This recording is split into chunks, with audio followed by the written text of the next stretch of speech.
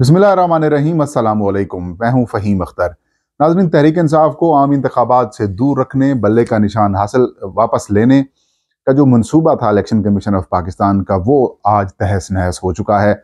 तहरीक इंसाफ की कानूनी टीम ने आज उनको एक बड़ी कामयाबी मिली है और इलेक्शन कमीशन ऑफ पाकिस्तान जो प्लान तैयार करके बैठा था तहरीक इंसाफ को इंतखाबात से टेक्निकल बुनियादों के ऊपर नॉकआउट करने का, उसको आज शदीद किस्म का झटका लगा है। इसके अलावा इलेक्शन कमीशन ऑफ पाकिस्तान ने आम इंतखाबात को मुतनाज़ा बनाने वाला एक बड़ा और अहम फैसला कर लिया है। इसके अलावा chief justice of Pakistan justice काजी फ़ायज़ ईसा लगभग 2.5-3 महीने के अंदर बड़े बुरे तरीके से बेनकाब हुए हैं और आज एक बहुत बड़ा बेंच फिक्सिंग का जो मामला है वो सामने आया है और साबिक वज़ीर आज़म नवाज शरीफ और जहांगीर खान तरीन की जो सुप्रीम कोर्ट ऑफ पाकिस्तान से नाअहली का मामला था, उसके ऊपर भी रिलीफ जो है वो नवाज शरीफ और जहांगीर तरीन को मिलने बस वाला है। चंद दिन इंतज़ार करें। आगाज में नाजरीन, तहरीक इंसाफ को आम इंतखाबात से बाहर करने का जो plan election commission of Pakistan की सहूलतकारी के जरिए जो तैयार किया जा रहा था, उसे आज अचानक बड़ा झटका लगा है। तहरीक इंसाफ के ऊपर उनकी जो लीगल टीम है उसके ऊपर काफ़ी ज़्यादा सवालात उठ रहे थे और बैरिस्टर गौहर ने जिस दिन इलेक्शन कमीशन ने फैसला सुनाया था कि 23 नवंबर को कि तहरीक इंसाफ 20 रोज़ के अंदर अपने इंट्रा पार्टी इंतखाबात कराए और उसकी जो रिपोर्ट है वो इलेक्शन कमीशन ऑफ पाकिस्तान के अंदर जमा कराए 7 रोज़ में। उसके बाद उन्होंने बैरिस्टर गौहर ने कहा था कि हम इस फैसले को हाई कोर्ट के अंदर चैलेंज करेंगे, लेकिन बाद में PTI ने इमरान खान साहब से मशावरत की और फिर मशवरा ये दिया गया कि इमरान खान खुद सरेंडर कर दें चेयरमैनशिप के इलेक्शन से और ज़िम्मेदारी बैरिस्टर गौहर को दे दें और फिर इंट्रा पार्टी इंतखाबात कराकर इलेक्शन कमीशन के फैसले के ऊपर अमल दरामद कर दिया गया। फिर तहरीक इंसाफ ने इंट्रा पार्टी इंतखाबात वाला जो फैसला था उसको चैलेंज नहीं किया और PTI को ये उम्मीद थी कि अब इमरान खान साहब तो तहरीक इंसाफ से माइनस हो चुके हैं, तो अब शायद इलेक्शन कमीशन तहरीक इंसाफ के इंट्रा पार्टी इंतखाबात को एक्सेप्ट कर ले। लेकिन इलेक्शन कमीशन ऑफ पाकिस्तान में लगभग 1 हफ्ते से ज़्यादा का वक्त होने वाला है। इंट्रा पार्टी इंतखाबात की तफसीलात जमा कराई जा चुकी हैं, लेकिन इलेक्शन कमीशन ने उनको एक्सेप्ट करने की बजाय 14 दरख्वास्त गुजार जो कि अकबर एस बाबर समेत दीगर लोग आए हैं, उन सब की दरख्वास्तों को एक्सेप्ट कर लिया और तहरीक इंसाफ को नोटिस जारी कर दिया। 12 दिसंबर यानी कल जब आप वीडियो सुन रहे होंगे तो आज की तारीख होगी, केस की समाअत मुकर्रर कर दी गई और आज तहरीक इंसाफ के खिलाफ इंट्रा पार्टी इंतखाबात का इलेक्शन कमीशन ऑफ पाकिस्तान में समाअत मुकर्रर है। केस समाअत होनी है 10 बजे। 5 रुकनी इलेक्शन कमीशन इस केस की समाअत करेगा। लेकिन मामलात आपको पता ही है कि तहरीक इंसाफ के हाथ से निकलते हुए दिखाई दे रहे थे। इंतखाबात इलेक्शन से PTI का इलेक्शन से निकलने का प्लान मुकम्मल तौर पर तैयार हो चुका था और एक ऐसा टेक्निकल ग्राउंड बनाया जा रहा था जिससे तहरीक इंसाफ आम इंतखाबात से शायद बाहर हो जाती। फिर तहरीक इंसाफ ने 2-3 रोज़ पहले लाहौर हाई कोर्ट में इस फैसले को चैलेंज किया और सबकी नज़रें लाहौर हाई कोर्ट के ऊपर चली थी कि शायद लाहौर हाई कोर्ट से PTI को रिलीफ मिल जाए।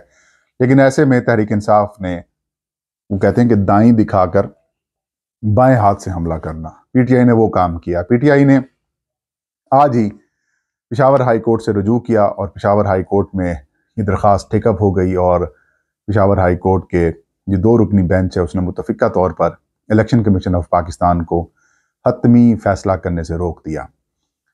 तहरीक इंसाफ के इस मामले के ऊपर पेशावर हाई कोर्ट ने 7 रोज़ के अंदर जवाब तलब कर लिया है और इलेक्शन कमीशन और बाकी इदारों से, यहाँ पे जो दीगर फरीकैन है उनसे जो है वो जवाब मांगा है और अबूरी रिलीफ PTI को मिल चुका है।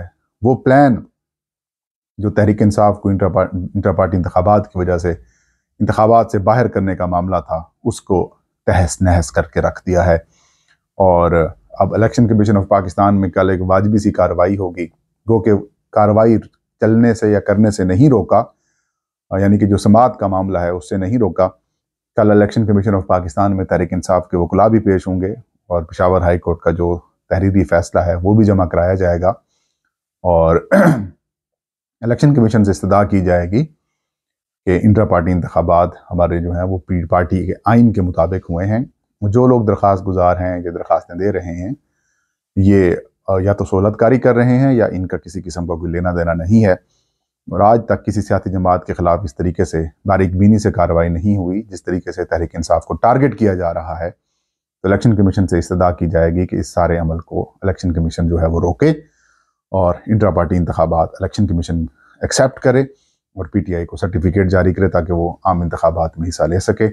بیرسٹر گوہر جو کہ تحریک انصاف کے چیئرمین ہیں آج کل، وہ یہ کہہ رہے ہیں کہ تحریک انصاف کے ساتھ امتیازی سلوک نہیں ہونا چاہیے اور وہ ڈیمانڈ کر رہے ہیں بار بار الیکشن کمیشن سے کہ انٹرا پارٹی انتخابات تحریک انصاف کے جو ہیں وہ ایکسیپٹ کیے جائیں. لیکن جب تک ہائی کورٹ سے پی ٹی آئی کو سٹے ملتا رہے گا تب تک الیکشن کمیشن کسی طور کے اوپر بھی تحریک انصاف کو عام انتخابات سے باہر نہیں کر سکتا اور عام انتخابات کے اندر تحریک انصاف کو حصہ لینے سے بھی وہ نہیں روک سکتا اور بلے کا نشان بھی وہ نہیں ہتھیا سکتا. اس کے علاوہ ناظرین، آج الیکشن کمیشن آف پاکستان نے ریٹرننگ آفیسرز کی اپوائنٹمنٹ کی منظوری دے دی ہے. الیکشن کمیشن نے بیوروکریسی سے ریٹرننگ افسران حاصل کرنے کی منظوری دی ہے. جو ڈپٹی کمشنرز ہوں گے وہ ڈی آر او ہوں گے، جو ایڈیشنل ڈپٹی کمشنرز ہیں وہ ریٹرننگ آفیسر ہوں گے قومی اسمبلی کے حلقوں کے لیے، اور جو اسسٹنٹ کمشنرز ہوں گے وہ ہوں گے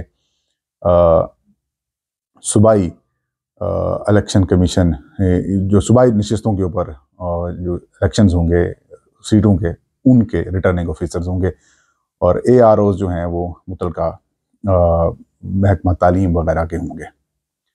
الیکشن کمیشن آف پاکستان اپنی یہ جو ریٹرننگ آفیسرز وغیرہ کی اپوائنٹمنٹ ہے اس کا حتمی نوٹیفیکیشن جلد جاری کرے گا اور اس کے بعد الیکشنز کا معاملہ شروع ہو جائے گا. پھر یہی آفیسر جو ہیں وہ پولنگ سکیم بنائیں گے. لیکن اس کے اندر ایک متنازع چیز یہ ہے کہ بیوروکریسی ہے اور جس طریقے سے آپ کو پتہ ہے انتظامیہ تحریک انصاف کو ٹارگٹ کر کے بیٹھی ہوئی ہے اور ان کو مینیج کرنا آسان ہے، تو ایسے میں تحریک انصاف کے لیے مشکلات پیدا ہو سکتی ہیں اور وہ مشکلات تحریک انصاف کو عام انتخابات کے اندر اگر تو پی ٹی آئی نے اپنی آنکھیں کان ناک کھلے رکھے تو پھر تو کسی قسم کا کوئی پرابلم نہیں ہے. اور جیسے میں نے ایک ویلاگ میں پہلے بھی ذکر کیا تھا کہ کس طریقے سے دھاندلی کو روکا جا سکتا ہے. اگر تو تحریک انصاف نے کہا کہ نہیں عوام ہمیں ووٹ دے دے گی اور پہرے داری نہیں کریں گے تو پھر تحریک انصاف کے لیے پرابلمز ہو سکتی ہیں. خیر، سیاسی جماعتوں نے الیکشن کمیشن سے یہ مطالبہ کیا تھا کہ عدلیہ سے ریٹرننگ آفیسرز لیے جائیں، جو ماتحت عدلیہ ہوتی ہے ان سے، جو جوڈیشل افسران ہیں ان سے. لیکن کسی بھی عدالت نے الیکشن کمیشن کو پازیٹیو رسپانس نہیں دیا. تو یہی وجہ ہے کہ الیکشن کمیشن اب انٹرا پارٹی الیکشن کمیشن جو ہے وہ بیوروکریسی کی طرف جا رہا ہے. جسٹس قاضی فائدہ کے حوالے سے ایک بات میں پہلے دن سے کہتا تھا کہ یہ سسٹم کا حصہ ہیں اور یہ سسٹم کو مضبوط کریں گے، یہ کسی طور کے اوپر بھی انقلابی چیف جسٹس ثابت نہیں ہوں گے. تو وہ بات اب آہستہ آہستہ جو ہے وہ نظر آ رہی ہے اور اس بات کا جو ہے وہ آج اظہار ہوا ہے جسٹس اعجاز الاحسن نے، کیونکہ وہ 3 رکنی کمیٹی میں شامل ہیں جو کہ بینچ بناتے ہیں، کیس لگاتے ہیں. تو انہوں نے اس بات کا انکشاف کیا ہے کہ ملٹری کورٹس کے اوپر جو انٹرا کورٹ اپیل ہے حکومت کی اس کے اندر، اور جسٹس مظہر علی اکبر نقوی کے خلاف جو ریفرنسز وغیرہ ہیں ان کے خلاف جو انہوں نے سپریم کورٹ میں درخواست دی ہوئی ہے، کمیٹی کے اندر جو فیصلے ہوئے جس کے اندر اتفاق ہوا اس سے ہٹ کر جو ہے وہ کیس لگائے گئے. 7 رکنی بینچ کا کہا تھا، 6 رکنی بینچ بنا دیا گیا. سینیارٹی کی بات کی، سینیارٹی نہیں لگائی گئی. اور انہوں نے خط لکھا ہے رجسٹرار سپریم کورٹ کو اور تمام ججز کو، چیف جسٹس آف پاکستان کو بھی خط بھجوایا ہے اور اس کے اندر انہوں نے کہا کہ یہ عمل ٹھیک نہیں ہے. انہوں نے کہا جو میرا لیٹر جو میں نے لکھا ہے باقی معاملات کی طرح اس کو بھی ویب سائٹ کے اوپر جو وہ پبلک کیا جائے گا. اور ایک بڑی الارمنگ قسم کی صورتحال ہے. اور آج ہی چیف جسٹس آف پاکستان اور جسٹس اطہر من اللہ کی جانب سے سابق وزیر اعظم نواز شریف اور جہانگیر ترین کی جو نااہلی کا معاملہ ہے ان کو ریلیف دینے کے حوالے سے بھی ان کا ایک نوٹس سامنے آیا ہے. ایک کیس تھا اسی طرح سے الیکشنز ایکٹ اور آئین سپریم کورٹ کے فیصلوں کی روشنی کے اندر تاحیات نااہلی سے متعلق.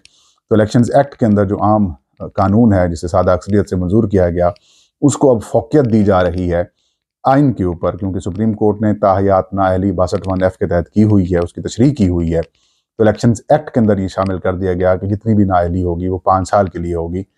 تو اب جنوری کے اندر اس کیس کی سماعت ہوگی امکان یہی ظاہر کیا جا رہا ہے کہ نواز شریف اور جہانگیر ترین جو ہیں وہ الیکشنز لڑیں گے اور وہ انتخابات کے لیے اہل قرار پا جائیں گے، اور یہ تمام تر سہولت کاری الیکشن کمیشن آف پاکستان نہیں بلکہ اس دفعہ سپریم کورٹ آف پاکستان کے ذریعے ہو رہی ہے۔